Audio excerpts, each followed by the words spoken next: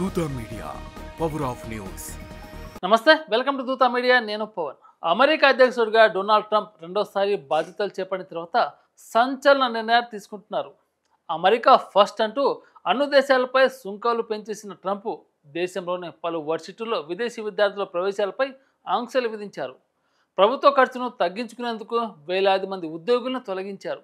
తాజాగా 12 దేశాలకు చెందిన ప్రయాణికులపై ట్రావెల్ బ్యాన్ విధించినట్లు ట్రంప్ ప్రకటించారు.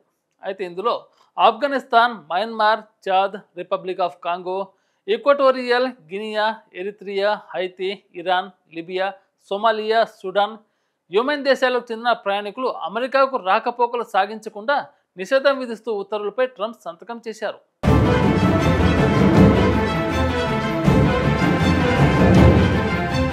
మరో 7 దేశాలపై పాక్షికంగా నిషేధం విధించారు.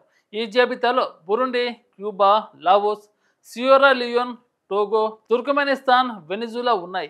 జూన్ 9 నుంచి నిషేధం అమల్లోకి రానుందని ఈ మేరకు వైట్ హౌస్ వెల్లడించింది. ప్రమాదకరమైన విదేశీ వ్యక్తుల నుంచి అమెరికన్లను కాపాడుతానంటూ మాట ఇచ్చిన అధ్యక్షుడు ట్రంప్ తన మాట నిలబెట్టుకుంటున్నారని వైట్ హౌస్ అధికార ప్రతినిధి అబిగైలా జాక్సన్ అన్నారు. జాతీయ భద్రతకు ముప్పు పొంచి ఉన్న నేపథ్యంలోనే ఆయా దేశాలపై నిషేధం విధించినట్టు తెలిపారు. ఇటీవల కొలరాడోలో యూదులపై సీసా బాంబుతో దాడి జరిగిన సంగతి తెలిసింది.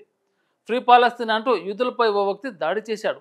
ఈ నేపథ్యంలోనే ట్రంప్ ట్రావెల్ బ్యాన్ నిర్ణయం తీసుకున్నట్లు తెలుస్తుంది.